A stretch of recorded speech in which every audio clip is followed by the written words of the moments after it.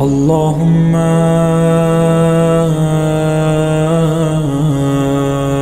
كل ولي الحجة ابن الحسن. اگر حیا اس بچے کے اندر آ گئی تمام انسانی فضیلتیں اس انسان کے اندر آ جائیں گی، یہ مقام انسانیت تک پہنچ جائے گا. لیکن یہ خیال رکھنا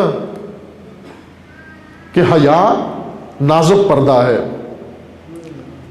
اور حیا یہ حالت یہ دو چیزوں سے پیدا ہوتی ہے، کمزوری کی وجہ سے اور قوت کی وجہ سے، طاقت کی وجہ سے.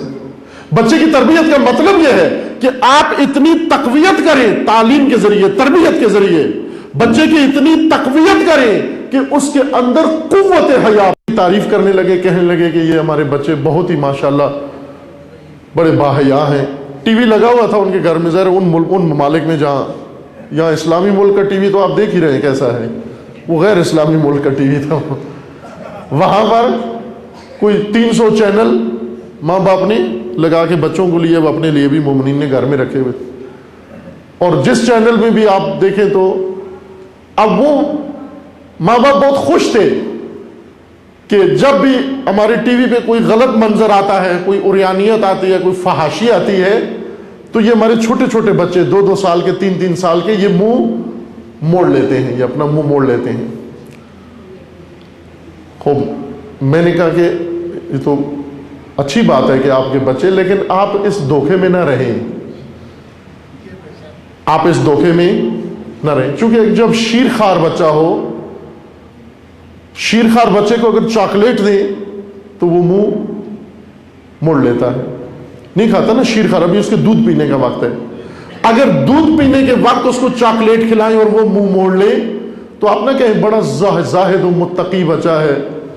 یہ ہمارا شیرخوار 6 ماہ کا اتنا متقی بچہ ہے کہ چاکلیٹ کو زبان تک نہیں لگاتا ہے، چاکلیٹ کو انگلی تک نہیں لگاتا. ابھی نتیجہ نہ لو، ابھی جلدی ہے، اس کی چاکلیٹ کھانے کی عمر آنے دو، پھر اس وقت آپ دیکھنا کہ چاکلیٹ سامنے رکھو، اگر اس نے ہاتھ نہ لگایا تو متقی بچہ ہے. یہ شیرخوارگی میں چاکلیٹ کو ہاتھ نہ لگانا یہ تقویٰ کی علامت نہیں ہے عزیز من.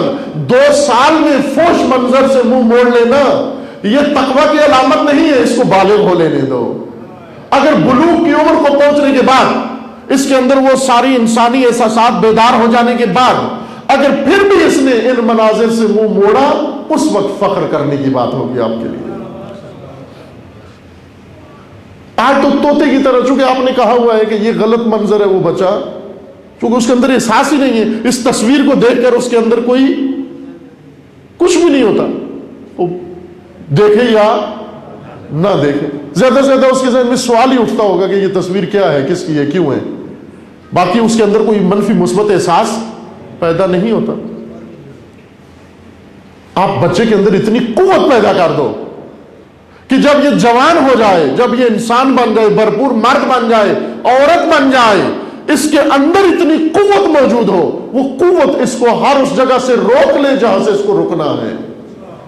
اس کا نام حیا ہے، اس کا نام عفت ہے. لیکن بعض اوقات انسان رک جاتا ہے. کس وجہ سے رکتا ہے؟ چونکہ کمزور ہے. فرق یہ ہے، قوت کی وجہ سے انسان رکتا ہے وہاں جہاں جا سکتا ہے لیکن نہیں جاتا. کیوں نہیں جاتا؟ چونکہ اس کو معلوم ہے کہ یہ مضر ہے، یہ خطرناک ہے، یہ نقصان دہ ہے، یہ غلط ہے، یہ گناہ ہے. جب اس کو پتہ چل جائے کہ یہ گناہ ہے، غلط ہے، نقصان دہ ہے، اور میں پھر بھی میں جا سکتا ہوں لیکن پھر بھی قریب نہیں جاتا، یہ حیا ہے، یہ قوت ہے اس کی.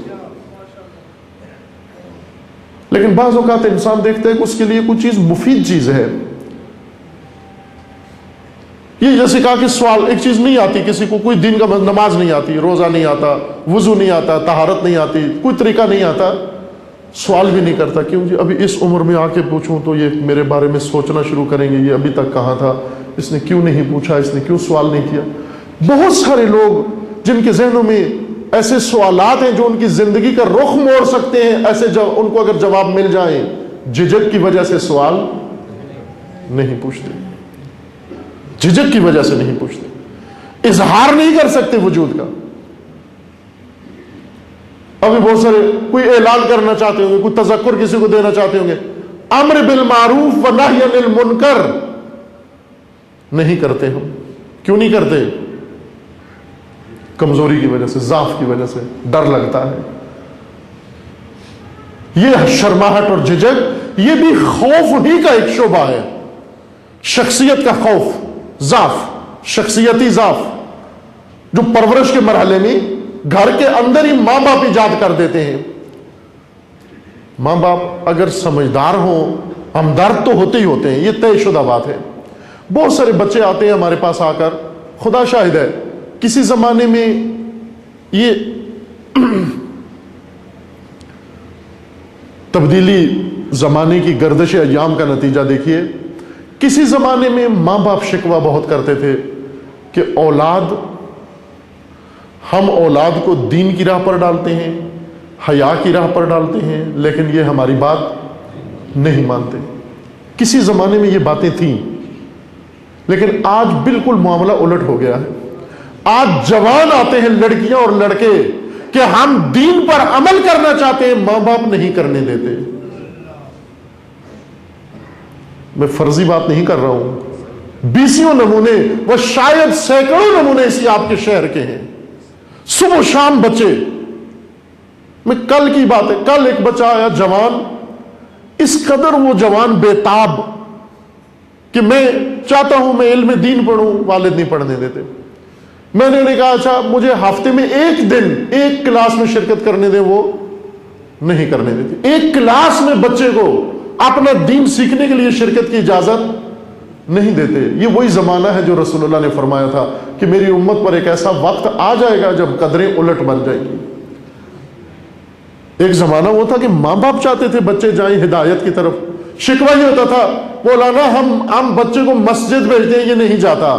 ہم بچے کو مجلس بھیجتے ہیں, یہ نہیں جاتا. ہم بچے کو دین کی طرف بھیجتے ہیں, یہ نہیں جاتا. یہ کھیل کود میں لگا رہتا ہے. لیکن یہ کیسا الٹا زمانہ آیا کہ بچے شکوہ کرتے ہیں, بیٹیاں آ کر شکوہ کرتی ہیں, ہم پردہ کرنا چاہتی ہیں, ماں باپ پردہ نہیں کرنے دیتے. ہم دین سیکھنا چاہتے ہیں, ماں باپ دین نہیں سیکھنے دیتے. ہم کوئی اسلامی کام کرنا چاہتے ہیں, یہ ہمیں کام نہیں کرنے دیتے. میں ان عزیز جوانوں سے, بچوں سے یہی عرض کرتا ہوں کہ اس میں تو کوئی شک نہیں کہ یہ ماں باپ ہمدرد ہیں, ضرور ہمدرد ہیں, ہمدردی کی وجہ سے یہ سب کرتے ہیں. لیکن ہمدرد اگر نادان ہو جائے پھر خطرناک ہو جاتا ہے. وہ ہمدردی جس کے اندر نادانی شامل ہو جائے وہ ہمدردی بہت خطرناک ہمدردی ہے. ایک واقعہ فرضی قصہ ہے. قصے کے اندر قصہ پیمانہ ہوتا ہے, اصل مضمون اس کا جو اندر میسج ہوتا ہے وہ دیکھنا ہوتا ہے. اس کو بھی اسی طرح سے دیکھنا ہے آپ نے. فرضی قصے ہوں, بے شک فرضی ہوں, میں اسے سند سے کوئی سروکار نہیں ہے, لیکن اس کے اندر جو پیغام ہے وہ دیکھنا ہے کہ ایک پرندہ, باز, جو پرندے لوگ پالتے ہیں, ایک باز کسی شخص نے پالا ہوا تھا, شکاری, اس نے اڑایا شکار کے لیے. موسم خراب ہو گیا, بارش آندھی آئی, وہ باز گم ہو گیا. مالک کہیں رہ گیا, باز کہیں اور چلا گیا. یہ اڑتا ہوا کسی آبادی میں گیا, ایک بڑھیا کے گھر میں جا کر دیوار پہ بیٹھ گیا. سردیوں کا موسم, بھیگا ہوا, سردی میں ٹھرا ہوا, اس بیچارے سے ہلا نہیں جا رہا. اس عورت نے دیکھا, بڑھیا نے, کہ یہ باز پرندہ سردی میں اتنا خوبصورت پرندہ ٹھرا ہوا, وہ اٹھا کے لے گئی, اس کو جا کر اندر چولہے کے قریب رکھا, اس کو لپیٹا, کپڑوں میں گرم کیا. گرم کرنے کے بعد جب وہ ہلا تو اس کے لیے خوراک لائی, خوراک دی اس کو, اور پھر اس کے بعد اس بڑھیا کو بہت پسند آیا یہ پرندہ. لیکن اس نے دیکھا اس کے پاؤں کی طرف تو کہنے لگی کہ کتنا لاپرواہ تھا تیرا مالک کہ جس نے تیرے ناخن بھی نہیں کاٹے, اتنے بڑے ہو گئے تیرے ناخن. لہذا وہ کینچی لی, اس نے آ کے باز کے ناخن سارے کاٹ دی. اتنے بڑے ہو گئے ناخن, اس نے کاٹے ہی نہیں. پھر اس کے بعد اس نے اس کے پر کھولے, دیکھا کہ یہ تو نائی کے پاس بھی لے کر تجھے نہیں ہے, اتنے تیرے بال بڑے ہوئے ہیں. وہ کینچی لے کے اس کے پر بھی کاٹ دیے ہمدردی کے طور پر. اور پھر اس کے بعد اس کو چھوڑ دیا. اپنی طرف سے اس نے ہمدردی کی باز کے ساتھ. جب اس کے پنجے کاٹ دیے جائیں, جب اس کے پر کاٹ دیے جائیں, اس سے زیادہ بڑی دشمنی اگرچہ ہمدردی کے نام پر ہی کیوں نہ ہو نہیں کی جا سکتی.